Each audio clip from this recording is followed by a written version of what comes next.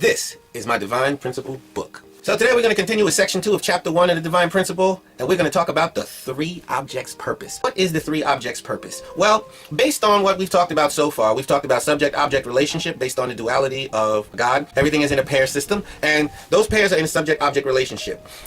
Subject and object, loosely speaking, is a relationship between a vertically centered entity and a horizontally centered entity. An entity that has an overall big picture point of view and an entity that has a fine detailed point of view about the current situation. One is usually beyond time and space, or stretches its concerns beyond time and space, and the other one is very much interested in the perfection within time and space. So reality requires both. Reality requires both subject and object. Okay, so we see that God has subject and object. Then he created separate entities which temporarily are divided. They explore vertical and horizontal reality, and then those things are married and come back into oneness based on the agency of God's universal prime force, aka Cupid, aka God's heart, aka God's will, right? And so they come together, they reflect God, and we say that this is the establishment of the four-position foundation. And this foundation is the basic structure of all reality. In greater detail, the four positions, God, the subject, the object, and the union, are trying to accomplish what we call the three objects purpose. Now, the three objects purpose is a situation wherein any of the entities in the four positions, God, the subject, the object,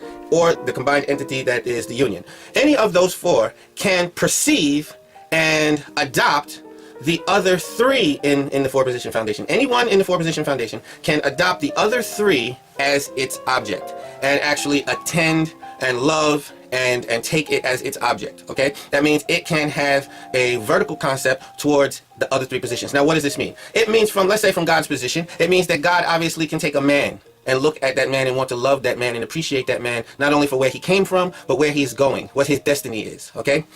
God can take Eve, or the woman, and appreciate her, love her, interact with her, having full give and take with who she is, where she's been, and where she's going. God can, when they come together, Adam and Eve come together, when man and woman come together, God can look at that union for what it is, a married couple, and reflect on and love that entity based on its potential in the future, and God can love all three of these entities. Man, even when he's not yet married, can reflect on God's will, can reflect on the situation of woman, and can reflect on even the dream that is that united married couple, soaking into his heart all those possibilities.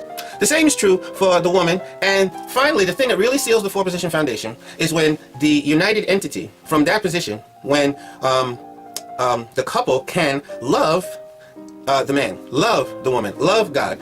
This is where God would come down completely, where God is taken even as a love object, where the couple can even offer their love subjectively to God, knowing full well that this is what makes God happy. In other words, the couple can subjectively serve God with their love. And when this happens, God will come down and they can create a blessed child.